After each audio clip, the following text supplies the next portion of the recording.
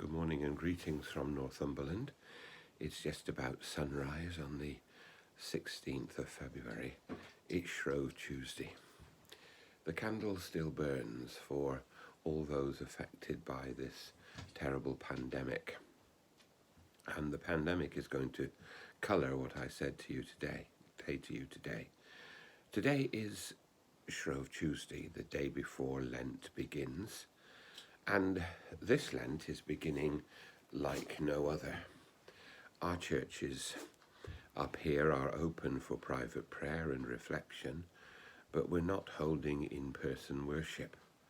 And so what we do in this benefice and indeed in this deanery will be done primarily with Lenten services every Wednesday on Zoom.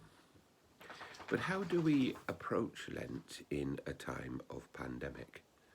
Do we just ignore it? The Roman Catholic Church has come up with a way of an ancient way of imposing ashes by tipping them on people's heads rather than by the smearing with the cross. And we in this benefice, because we're not having in-person services, are distributing, and if people haven't got one, suggesting people get hold of a small stone and mark it with the sign of the cross so that they are able to mark and to carry the cross with them through Lent in a different way. It's been a long year, almost now 11 months since the first lockdown, all but a couple of days, and many people have struggled during this time where everything has been different and everything has been irregular, to find a balance, to find an equilibrium, and to find a way to live as Christian disciples in these difficult times. And the first thing I want to say to you is that if you've found a balance, if you've found an equilibrium, a way in which your relationship with Jesus is nourished and is developing, then please don't change it dramatically during this Lenten season. Jesus was forced by the Spirit out into the desert to look at the way in which his ministry would evolve, and the temptations were part of that. So Lent for all of us is a time when we can draw closer to God and when we can see God's purposes for our lives. And for those who have struggled to find that equilibrium and that way forward and that way of living as Christians during this lockdown, I would say to you, don't change it all.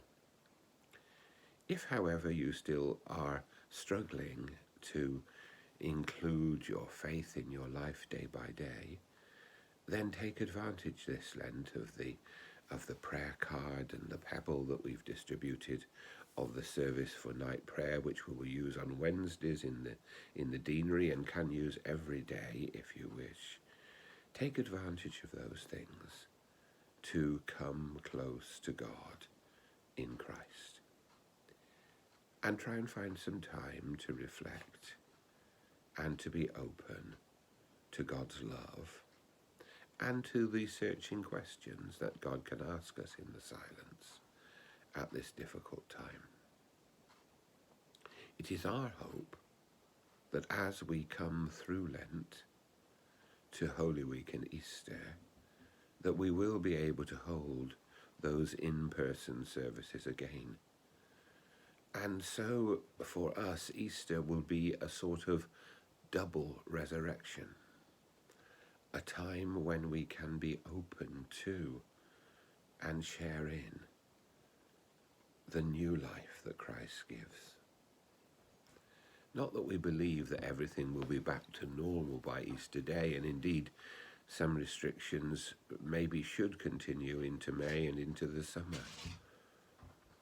But we do hope that there will be an opportunity to come together to greet the new life that Christ brings to us.